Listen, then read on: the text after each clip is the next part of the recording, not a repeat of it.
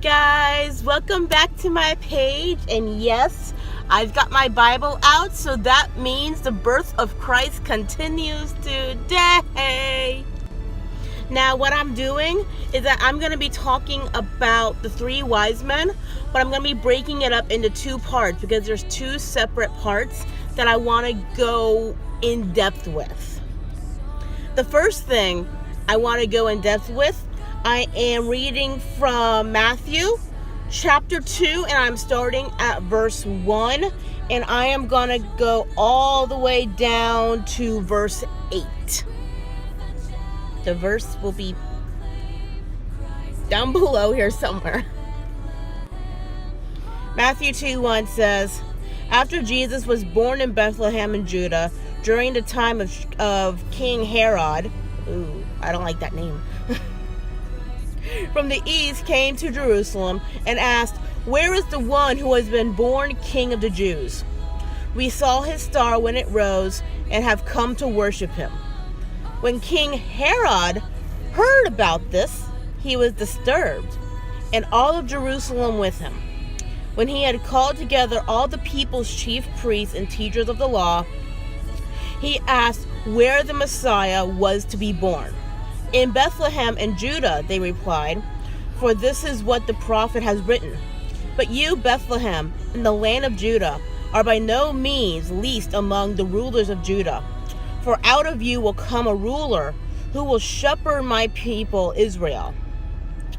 Then Herod called the Magi, the three kings, wise men, secretly, and found out from them the exact time that the star appeared. He said to him, go to Bethlehem and make careful search for the child, so as soon as you find him, report to me, so that I too may go and worship him. So now this is already after Jesus has been born, but I want to get into this because we really don't see too much of the wise men until after he's born. So that's why I'm kind of going into the wise men right now. But there is something very special within this part, even after him being born, that I need to touch on before I go on to the next part. Now, it almost seems like King Herod, Herod, I really don't like that name. It sounds evil, but for good reason too. Now, at first, it says here, when King Herod heard this, he was disturbed. Looks like the sun is making an appearance in my video today. Oh my gosh. Okay, now there's a cloud covering the sun, so I'm good right now. Anyway, so it says here that he was disturbed. But then you go down to verse 8, and it says, as soon as you find him, report to me, so that I too may go and worship him. So why would someone who is disturbed at the fact that Jesus is born and is possibly a threat to him want to say, hey, you know what? Let me go worship him too. It's a trap.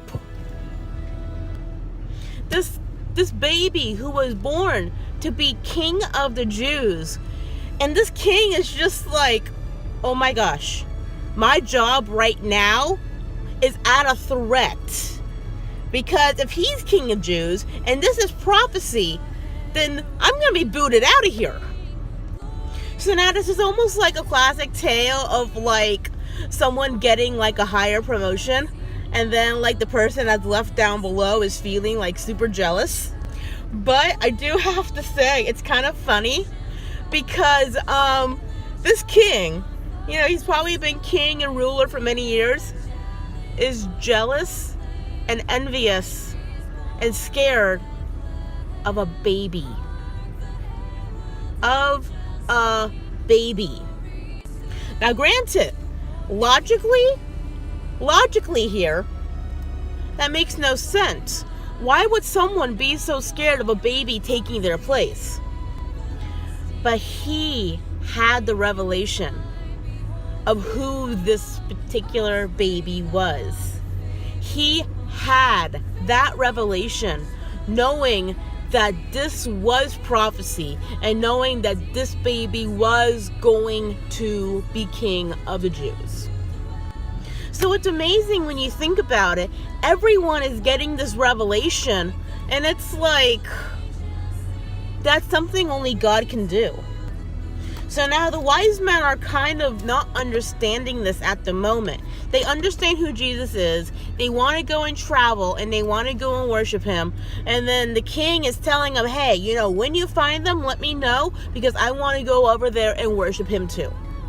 So it's almost like, he's sending out his servants or his messengers, to help him find something. And the kings really don't think too much of it, because hey, it's like he pulled him aside in secret, and they said, yeah, it's shining right there, it leads all the way to Bethlehem. They're giving him all the information that he needs, but it's his original plan to want to kill him.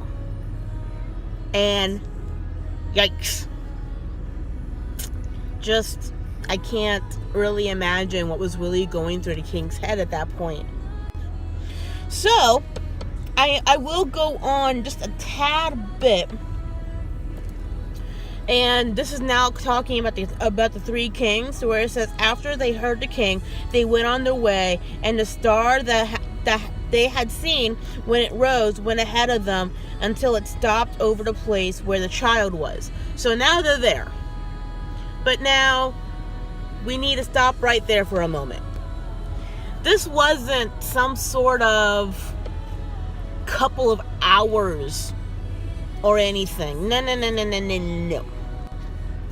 Forgive me, I don't know where they lived, but they had to travel halfway across the world. And you go, okay, and I want you to think about this. No boats, no cars, no airplanes.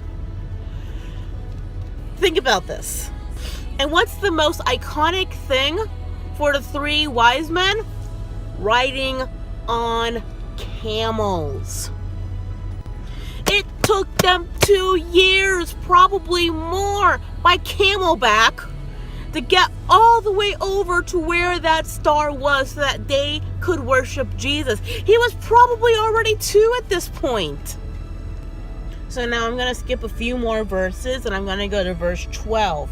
It says here, and having been warned in a dream not to go back to Herod, they returned to their country by a different route.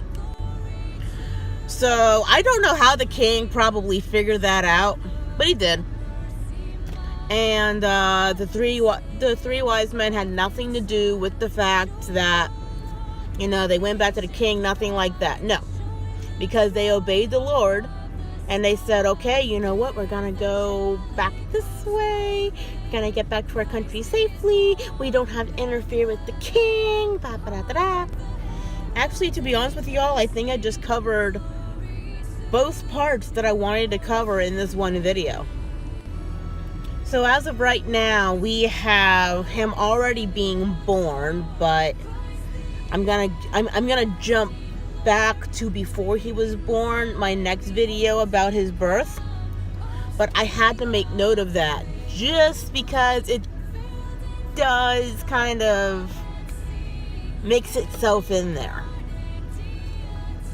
So that is it for me today. Don't forget, if you like this video, give it a big thumbs up. Don't forget to like and subscribe. And don't forget to hit that push notification so you'll be notified every time I post a video.